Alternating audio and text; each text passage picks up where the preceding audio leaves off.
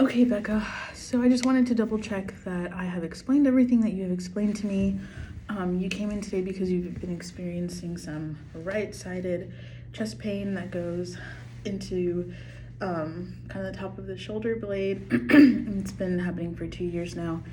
And you're concerned that it's preventing you from performing to your best of your abilities at work, and you're not able to exercise or work out, and that's been causing you to have some eating problems. You're eating less because you're worried about it, and then you're gaining weight because you're not eating because you're worried about it. So I understand that, and you're also worried that you're going to be having to live with this pain forever.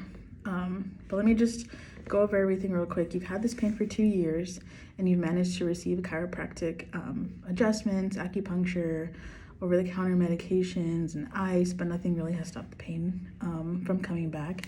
And then you had an MRI a year ago, which revealed that you had costochondritis on the right and a perineural cyst over the T1 nerve root on the right. And currently you're having trouble picking things up from the floor and off of the counter, completing certain tasks at work, and overseeing people that you manage, which does include a lot of movement.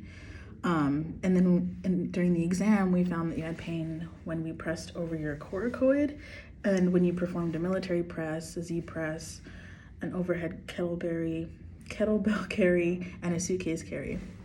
So you had pain during those, but then you also had trouble performing rotation correctly to the right, and then in a half kneeling position, and then maintaining a wall angel against the wall. So from all of this, what we can gather is that you're dealing with adhesive capsulitis or a frozen shoulder.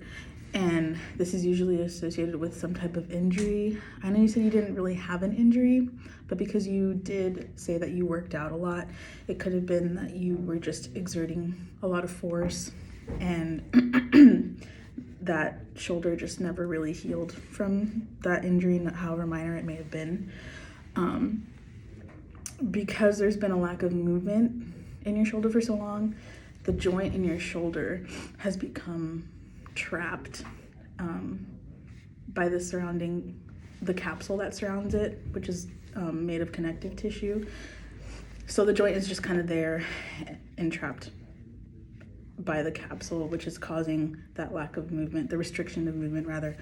And then you also mentioned that your MRI showed costochondritis. This just means that you have an inflammation here in the cartilage of the joints that connect your breastbone to your ribs. They're just inflamed, and this could also be from infection, but it can also be from like physical strain and wear and tear. Excuse me. So both of these conditions cause the type of pain that you have been feeling, but we're confident that we can treat your condition to where it can fully be resolved. Do you have any questions so far? Okay, so one of the things that you mentioned is how you were anxious about not being able to work out like you used to, and that's been affecting your eating habits and your performance at work as well. And I can completely understand why that makes you feel anxious. We use our upper body throughout the day a tremendous amount, and we don't really notice how much until we're not able to use it. And it sounds like it's affecting a lot of different aspects of your life, so I can understand how that can be difficult. And that being said, there are other things that can play a role in our discomfort when it comes to that, such as like lack of sleep, lack of relaxation, and things of that nature. So I know this is taking a toll on you, so we can discuss different ways that we can decrease your stress levels, just like improving your sleep, or even meditation and journaling, or whatever you would prefer that you think would help you kind of to de-stress.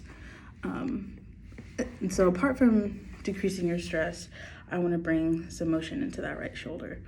I know you mentioned certain positions and movements that are painful, so we'll temporarily avoid those for now.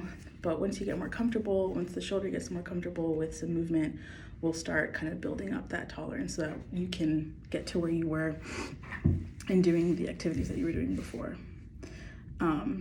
So again, while we're working on strengthening that tolerance, I also want you to be focusing on incorporating better sleeping habits and relaxation techniques to help you feel better overall.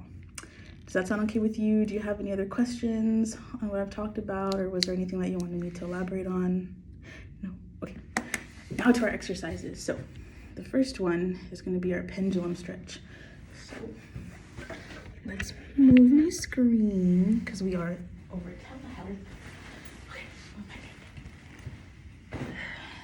This one, I'm going to be using my left arm, but in your case, it would be your right arm. You're just going to lean over a table at home. The unaffected arm or hand over the table, you're going to lean over it and you're going to let your right shoulder just kind of hang, and then you're going to slowly start making some circles. Try to make it about a foot in diameter, and you'll go ahead and do these about 15 to 20 times a day,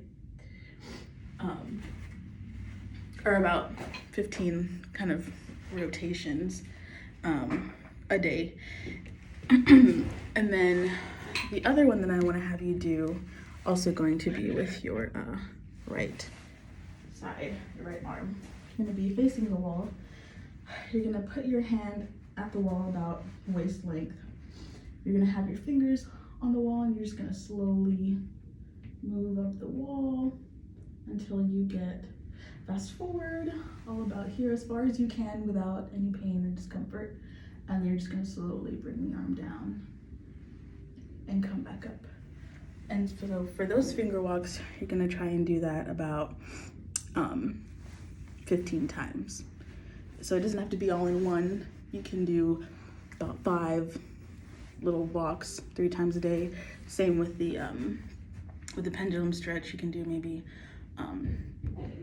5 to 8 of those at one time, and then come back later and do those.